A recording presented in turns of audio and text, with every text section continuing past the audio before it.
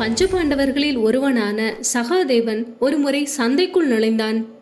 அப்போது அங்கே ஒரு அழகான குதிரையை கண்டான். உடனே குதிரையின் உரிமையாளரை நெருங்கி குதிரை என்ன விலை என்று கேட்டான். குதிரையின் உரிமையாளரோ, ஐயா, இந்த குதிரை விற்பனைக்கு அல்ல.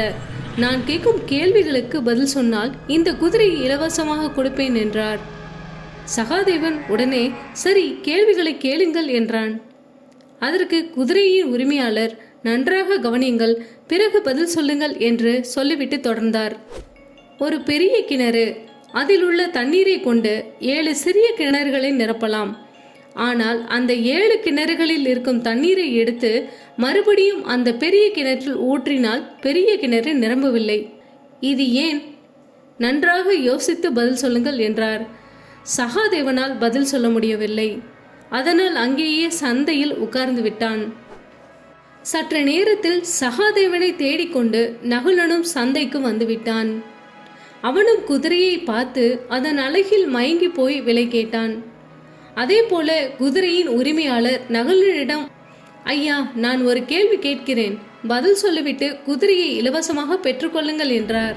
துணி தைக்கும் ஊசி இருக்கிறது அல்வா, அதன் ஓட்டையின் வழியாக ஒரு யானை புகுந்து அடுத்த பக்கம் போய்விட்டது. ஆனால் யானையின் வால் மட்டும் அந்த ஓட்டையின் வழியாக போக முடியவில்லை, ஏன் என்றார். இந்த கேள்வியை கேட்ட நகுலன் அதிர்ந்து போய் பதில் சொல்ல முடியாமல் சந்தையில் உட்கார்ந்திருந்த சகாதேவனுடன் சேர்ந்து உட்கார்ந்து விட்டான். அதன் பிறகு ஒரு சில நிமிடங்களில் அர்ஜுனனும் அங்கு வந்தான். அவனும் குதிரையை பார்த்து அதன் அழகில் மயங்கி போய் விலை கேட்க, குதிரையின் உரிமையாளர் அர்ஜுனனிடம் ஒரு கேள்வி கேட்டார். ஐயா, ஒரு வயல்காட்டில் நன்றாக பயிர் விளைந்திருந்தது. அதற்கு வேலியெல்லாம் போட்டு பாதுகாப்பாக வைத்திருந்தார்கள்.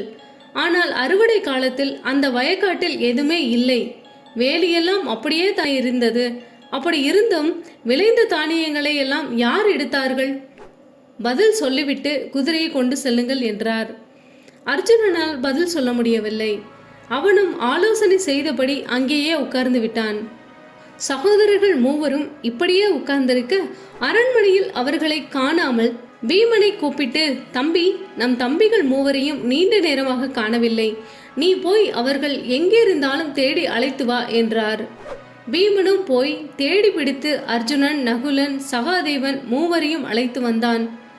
அரியணையில் அமர்ந்திருந்த தர்மர் அவர்களை பார்த்ததும், அர்ஜுனா, நீண்ட நேரமாக நீயும் உன் தம்பிகளும் இங்கே இல்லை, எங்கே போயிருந்தீர்கள் என கேட்டார். அதற்கு பதிலாக அர்ஜுனன் நடந்ததையெல்லாம் சொல்லி குதிரை உரிமையாளர் கேட்ட 3 கேள்விகளையும் சொன்னான். அதை கேட்டதும் தர்மர் நடுங்கினார்.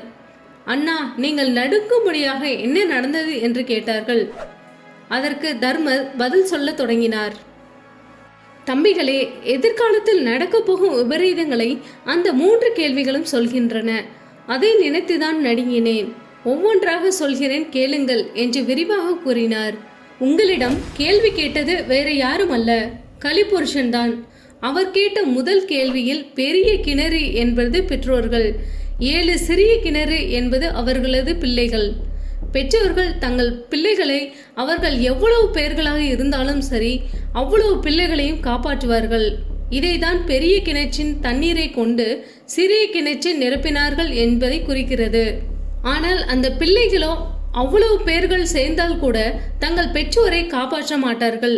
இதைதான் 7 சிறிய கிணறுகளில் உள்ள தண்ணீரை கொண்டு பெரிய கிணற்றை நிரப்ப முடியவில்லை என்பதை குறித்தது. அடுத்து 2வது கேள்விப்படி, இனி வருங்காலங்களில் அக்கிரமங்கள், முறைகேடான செயல்கள் ஏராளமாக நடைபெறும். ஆனால் நல்ல செயல்கள் நடைபெறுவது மிகவும் கடினமாக இருக்கும். இதைதான் யானையே போன வழியில் அதன் வால் போக முடியவில்லை என்று சொல்லியிருக்கிறார். அடுத்து 3வது கேள்வியில், பயிர்கள் என்பது மக்களை குறிக்கிறது, பாதுகாக்கும் வேலி என்பது அதிகாரிகளை குறிக்கிறது. அதாவது மக்களை பாதுகாக்க வேண்டிய அதிகாரிகளே அவர்களை அழித்து விடுவார்கள். மக்கள்தான் வறுமையில் வாடுவார்களே தவிர அதிகாரிகள் செழிப்பாக தான் இருப்பார்கள். இதைதான் வேலி அப்படியே இருக்க பயிர்கள் எப்படி அழிந்தன என்ற கேள்வி குறிப்பிடுகிறது என்று சொல்லி முடித்தார் தர்மர். இந்த 3 கேள்விகள் மூலமாகவே கலிபுருஷர் கலியுகத்தில் உலகம் இருக்கும் நிலையை உணர்த்திவிட்டார். மகாபாரதத்தில் கலிபுருஷர் சொன்ன இந்த விஷயங்களை பற்றி நீங்கள் என்ன நினைக்கிறீங்க அப்படின்றத கீழே இருக்க கமெண்ட் பாக்ஸில் எங்களோட ஷேர் பண்ணிக்கோங்க. இந்த வீடியோ பார்த்ததுக்கு நன்றி, வணக்கம்.